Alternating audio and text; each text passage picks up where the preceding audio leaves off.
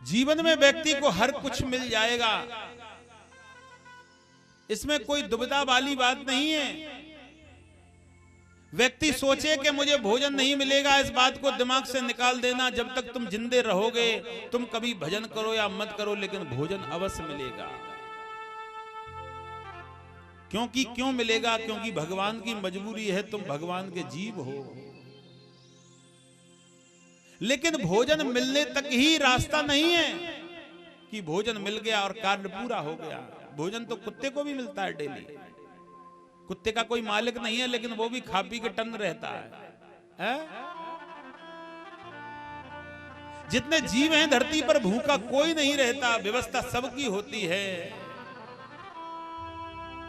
लेकिन जीवन में आनंद और जीवन में सुख से अगर तुम्हारी मृत्यु हो जाए तो जीवन का लक्ष्य सबसे बड़ा वो ही है। एक व्यक्ति खुश समय पे मर जाता, एक व्यक्ति कुड़ते कुड़ते मरता है। एक व्यक्ति के लिए हम कहते हैं कि ये मरे नहीं भगवान, इसकी आयु बढ़ाओ, और एक व्यक्ति के लिए हम मंदिर में जाके कहते हैं इसे जल्दी मार दो, ये संकट भोग रहा है। संकट भोगने के साथ में मृत्यु हो, वो ही तो नरक है। अच्छे समय में मृत्यु हो जाए वो नरक नहीं है। देने वाले दो हैं, एक कथा में कहूंगा आज आपको बीच में, उस कथा को श्रवण करना, बड़ी सुंदर कथा है। देने वाले दो हैं, एक भगवान, एक कलववृक्ष। ध्यान से सुनना। जितनी भी मैं कथा आपको कह रहा हूं, उन कथा पे अगर आपने एक भी बार अमल कर लिया तो जीवन का लक्ष्य बदल जाएगा। देने वाले दो हैं, एक भगवान, एक कलववृक्ष। दोनों की देने की विधि अलग अलग है। सुनिए, एक किसान जंगल में और जा रहा था, निकलते हुए किसान को बड़ी जोर की प्यास लगी। ध्यान से सुनना। और किसान को प्यास लगी तो लगी, किसान कहने लगा जल की तो छोड़ो, कहीं अच्छा सा वृक्ष मिल जाए तो उस वृक्ष के नीचे बैठ करके मैं लेट जाऊं। सतयुग की कथा।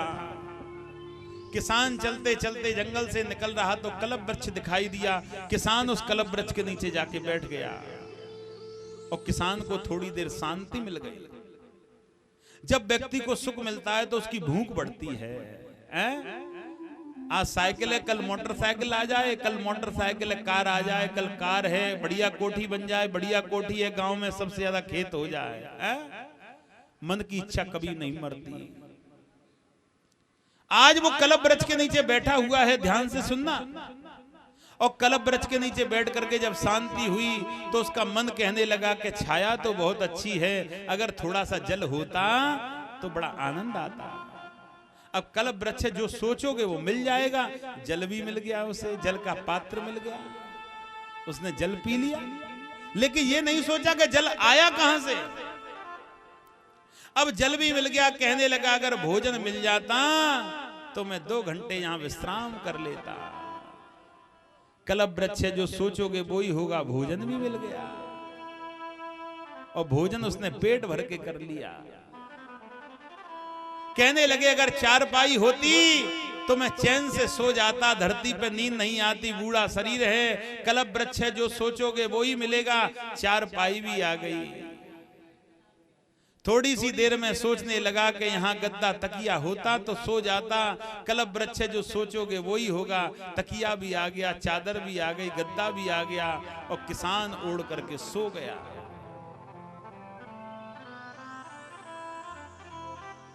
थोड़ी सी देर में किसान के नेत्र खुल गए।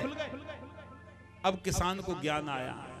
व्यक्ति को ज्ञान कब आता है? जवानी निकल गई, बुढ़ापे का अंत का समय आया और घर वाले बिल्कुल नहीं पूछ रहे, घर वाले गाली दे रहे हैं, उल्टा सीधा बोल रहे हैं, तो उसे अपनी जवानी की याद आती है कि जवानी में मैंने भगवान का स्मरण नहीं कर पाया। आज वो चारपाई से उठा सो करके तो कहने लगा कि मैं जंगल में आया, जब यहाँ जल भी नहीं था जल मांगा, जल भी मिल गया, भोजन नहीं था भोजन मांगा, भोजन भी मिल गया, चारपाई भी नहीं थी, चारपाई की सोची, चारपाई भी मिल गई, चादरा गद्दा तकिया नहीं था, उसकी सोची वो भी मिल गई। यहाँ कौन है? मुझे लगता है कि यहाँ भूत तो नहीं रहता, जो सोचोगे वो ही होगा। भूत भी आ गया। बोली वृंदावन बिहारी लाल।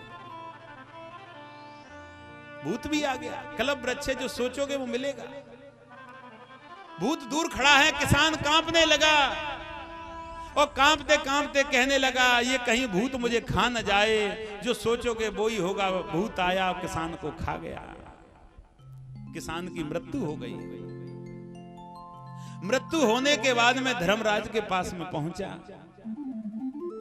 धर्मराज कहने लगे, इसे कहां पहुंचाऊं? कहने लगा, प्रभु नरक में पहुंचाना या बैकुंठ में उसकी चिंता नहीं है, लेकिन एक बात बताओ कि जंगल में जो मैंने सोचा वो क्यों मिला? जल की सोचा जल मिल गया, गद्दे की सोचा गद्दा मिल गया, चारपाई की सोची चारपाई मिल गया, भूत की सोची भूत का मिल गया। ये क्या चक्कर है? कहने लगे, अरे पागल, तू जिस वृक्ष के नीचे बैठा था वो वृक्ष कलप वृक्ष था, और कलप वृक्ष से जो सोचते हैं वो मिल जाता है। देने वाले दो हैं, एक तो भगवान, एक कलप वृक्ष।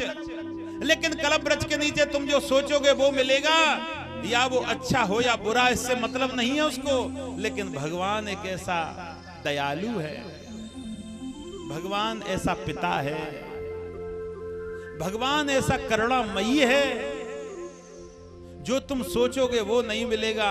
जो तुम्हारे हित में हो, जो तुम्हारे आनंद में हो, जो तुम्हारे फायदा में हो, वही भगवान देता है। इसलिए वो परम पिता पनवेश्वर है। बोली वृंदावन बिहारी लाल।